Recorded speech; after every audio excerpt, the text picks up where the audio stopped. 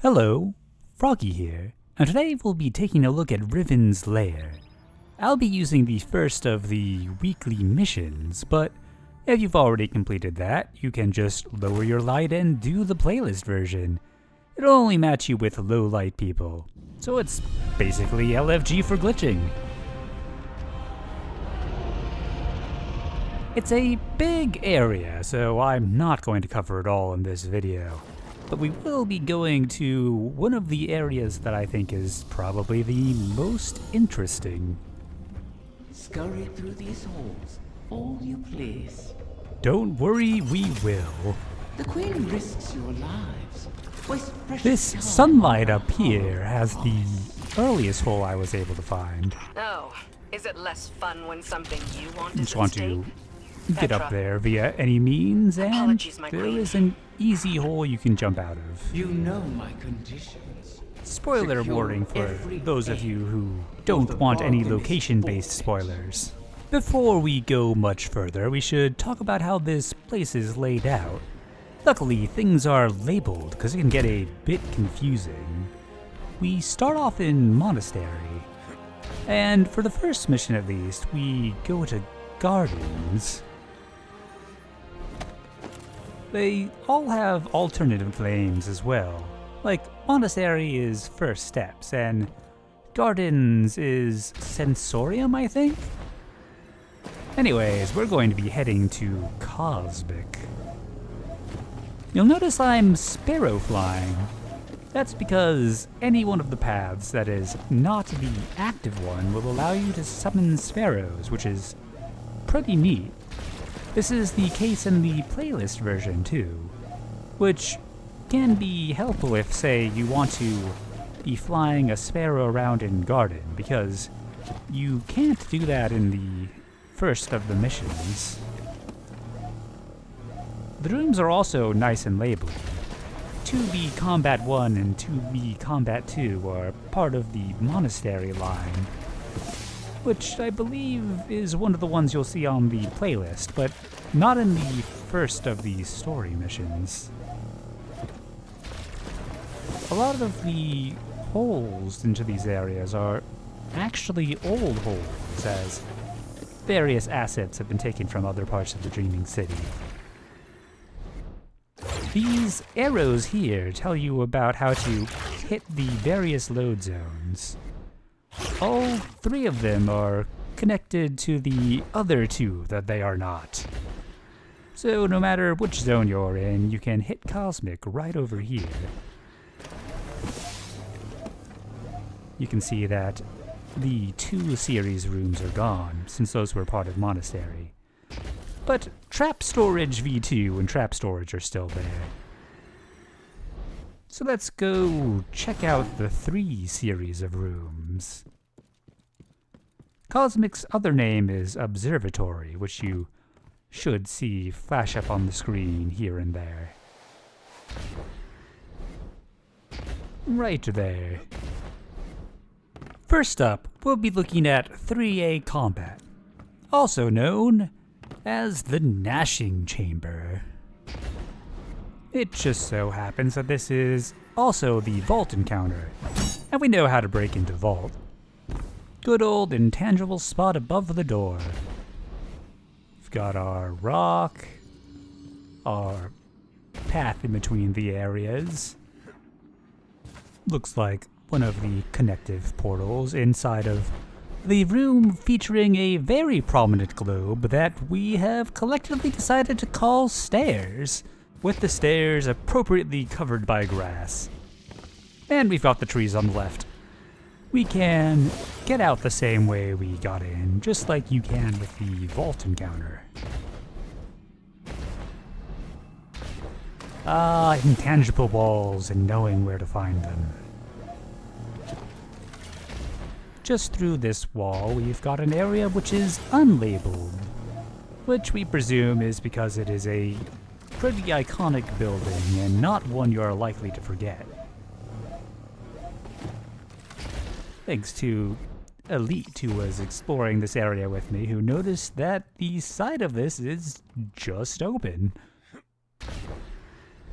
Got some stuff higher up that we'll be going to later. We've got the Oracle engine.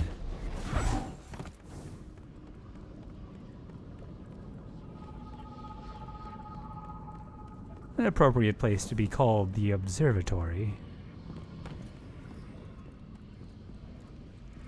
Just taking a quick look around. I'm not sure if we'll be going into this room directly, since that side wall was just open. But if we do, we'll probably end up going through the portal in the side, just like you would when giving the weekly offering at the actual Oracle engine. Although I hear that's currently bugged. So, if you need to get into that room for any reason, I would choose from your favorite along my Queen's Court playlist. So, I'm currently trying to see if I can get a view inside of that globe entity. It's unlikely because it is an entity, and entities don't always play well with ghosts. And it seems that I cannot get a view. Alas.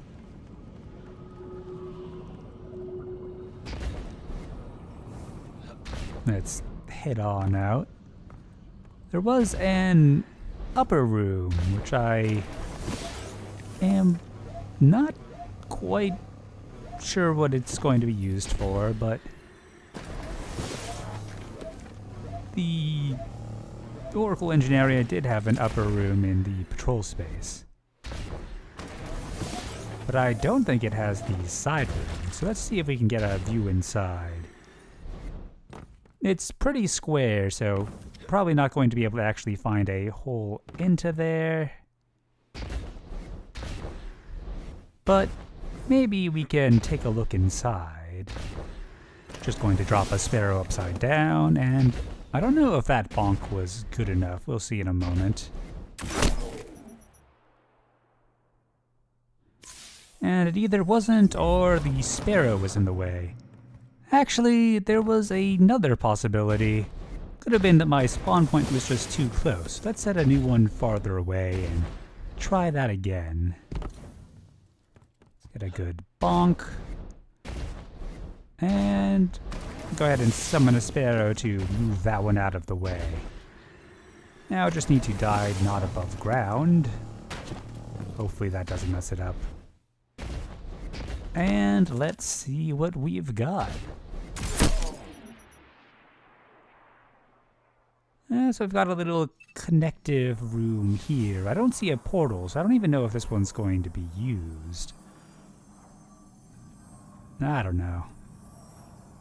We'll find out eventually. Also, what's going on with my label there? Best not to think about it too hard.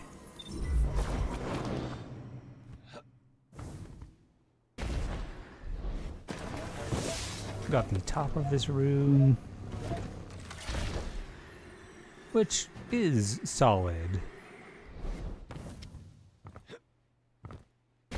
And I don't know, a little bit of a dev box on this side. I'm not sure if there's anything in these, but we can in fact check.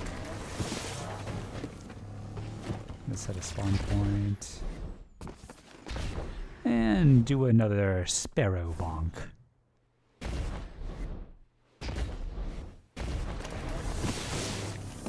Sparrow's out of the way. And now for some phonological observation. Looks like the box is intangible from the inside, so not really much going on in there. Oh well. We can at least peer into the window and maybe get a feel for if we'll be using the upper area as well. The Oracle engine room didn't look any different. And not sure. Hard to tell. If it has any of the portal things, then I would expect that we would pass through the top. But I'm not seeing things at a glance. Who knows? Anyways, it is a long flight to the top. So let's get going. This is why I'm very glad we've got sparrows. Imagine grapple flying up all this distance. It's important that you get high enough up, because if you go too close to the structures, you may hit a kill barrier, and that would be quite sad. We've got a bit of an Ascendant Realm looking thing coming up now. Perhaps a mixture of Keep of Honed Edges and Ouroborea? Anyways, I'm sure we'll be able to tell more as we get closer. Speaking of getting closer, once we get close enough, you'll be greeted by this glorious skybox. Pretty much unrecognizable from the darkness that an Ascendant Realm would generally be in. Pretty much close enough for me to make my final approach here. I've got 26 sword ammo, and I'm gonna use at least one of them. This structure on the left and the thing in the middle are definitely the most iconic rooms of this. So that should be enough to narrow down where exactly this comes from. I seem to remember chasing around being chased by some large knights and having to break some crystals. And we've got some additional rooms off to the side, which I don't think are part of that Ascendant Realm, but quite probably are part of a different one. Maybe, I think behind us is kind of Ouroborea, and this is maybe from Keep of Honed Edges. Honestly, I'm not super sure, so feel free to correct me in the comments. Got a nice statue off to the side, and here we can see one of the portals, which means we're certainly running through this area. Well, that's making an interesting noise.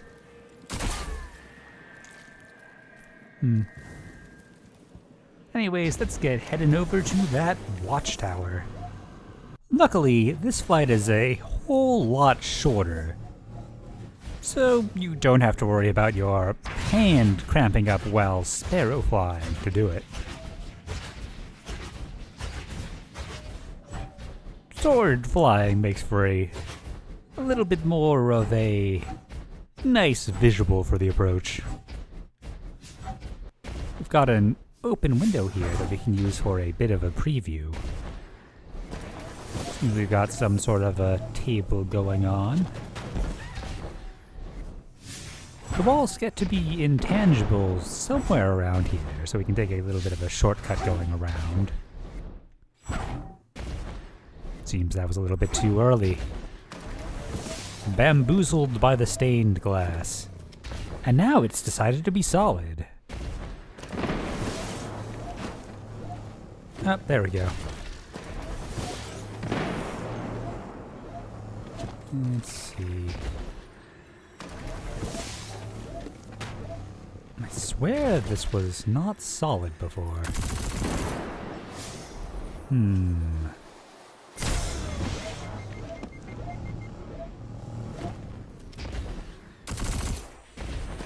Still seems solid.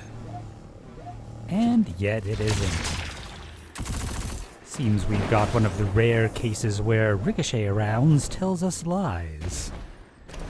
It's not a foolproof method, but it is very useful generally, so I still do it. But nothing beats smacking a guardian against something to tell if it's actually solid. And who can forget Sparrow Intangible Ground?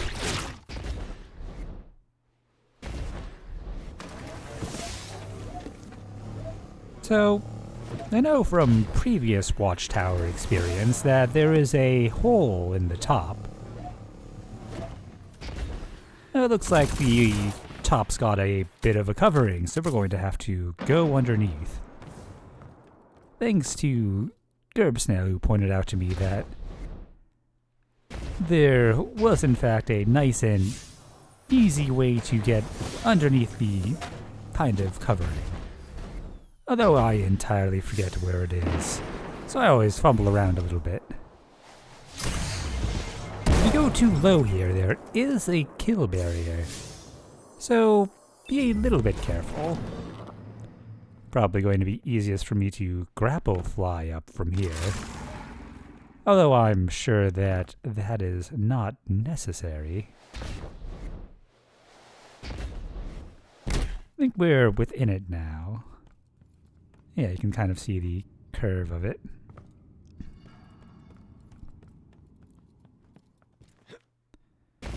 And... oh, of course, that's intangible all the way to the front.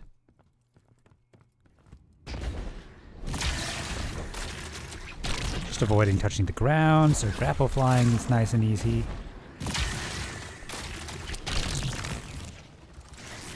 And we've got ground to stand on. The hole should be right here.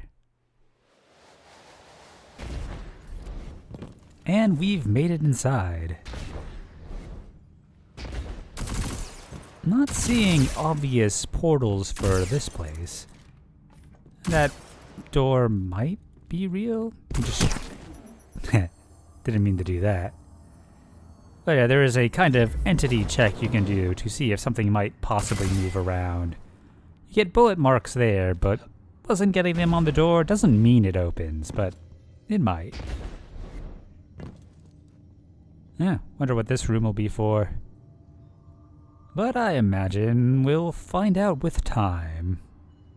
Until then, enjoy exploring Riven's lair. There is much to see.